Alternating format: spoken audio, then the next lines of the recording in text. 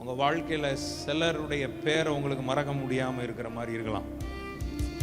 எத்தனையோ பேரை மொத்தமாக காமனாக சிலரை சொல்லிடுவோம். எத்தனை பேர் வந்தானுங்க ஐயா போனானுங்க. ஆனால் சிலரை ஸ்பெசிஃபிக்காக சொல்லுவோம் பாருங்க. எத்தனை பேர் நான் சொல்கிறது புரியுது? எத்தனையோ பேர் காரியங்களை நம்ம காமனாக சொல்லிட்டு போயிடுவோம். எல்லாருடைய பேரெல்லாம் நம்ம என்ன செஞ்சுட்டு இருக்க முடியாது, சொல்ல முடியாது. சிலரை நம்ம ஸ்பெசிஃபிக்காக நம்ம மைண்டுக்குள்ளே இருக்கும். எந்த மாதிரி நம்மளை உண்டாக்கிட்டானுங்க, நமக்கு எவ்வளோ உபத்திரவத்தை கொடுத்துட்டானுங்க, எத்தனை வேதனை நமக்கு கொண்டு வந்துட்டானுங்க. அது மனசில் நமக்கு மறக்காது.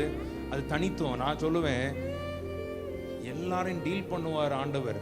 ஆனால் உன்னை ரொம்ப உடைச்சான் தெரியுமா, உன்னை ரொம்ப துரத்தினான் தெரியுமா, உன்னை அம்புகளை எய்து உன்னை பகைக்க நினைச்சான் தெரியுமா, உன் பிராணன் எடுக்கணும்னு நினைச்சான் தெரியுமா, இன்னொன்னு சொல்லனா உன் அழைப்புக்கு எதிராகவே செயல்பட்டான் தெரியுமா, இன்னொன்னு சொன்னா உன் அபிஷேகத்திற்கு விரோதமாகவே செயல்பட்டான் பார்.